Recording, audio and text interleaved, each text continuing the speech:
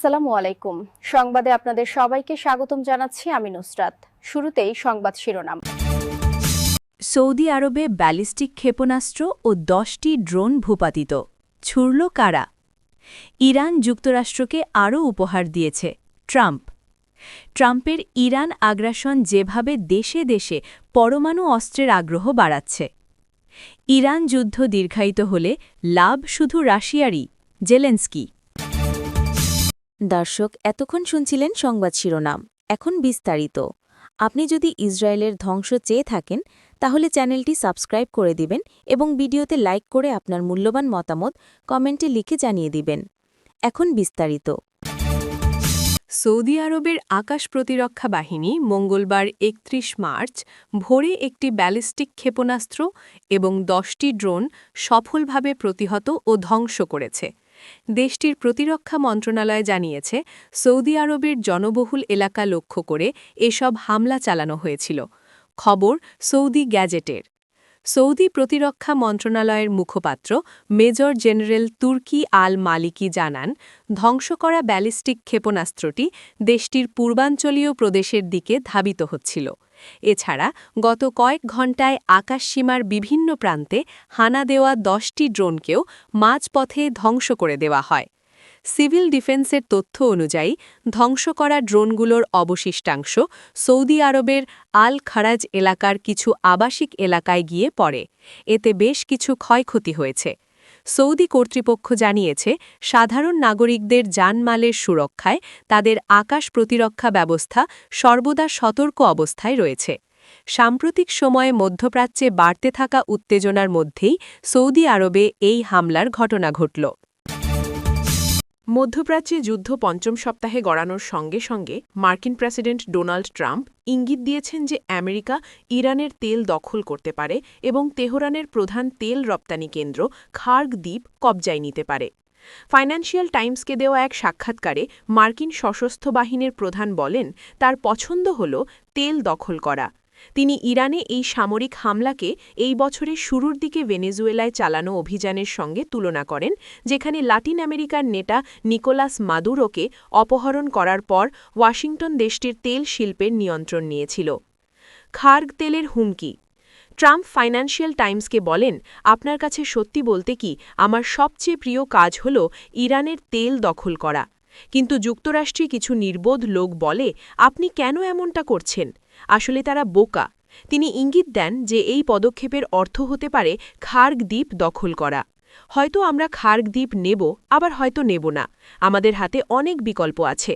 তবে এর অর্থ হল আমাদের বেশ কিছু সময় সেখানে অবস্থান করতে হবে।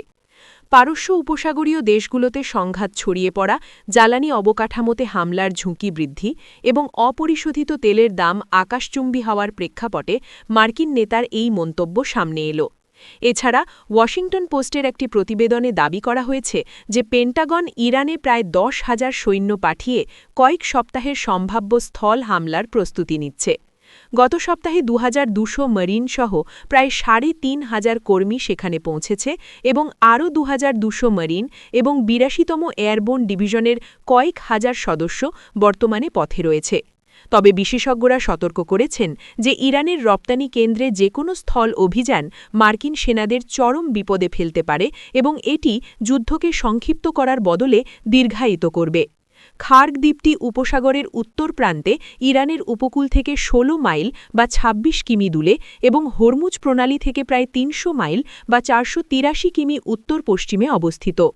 ইরানের তেল রপ্তানির ৯০% এই দ্বীপের মাধ্যমে পরিচালিত হয়। এটি দখল করতে পারলে যুক্তরাষ্ট্র ইরানের জ্বালানি বাণিজ্য মারাত্মকভাবে ব্যাহত করার ক্ষমতা পাবে, যা তেহরানের অর্থনীতির ওপর বিশাল চাপ তৈরি করবে। ইরানের বিরুদ্ধে যুদ্ধ শুরুর ৪ সপ্তাহে মার্কিন প্রেসিডেন্ট ডোনাল্ড ট্রাম্পের উদ্দেশ্য বারবার পরিবর্তিত হয়েছে।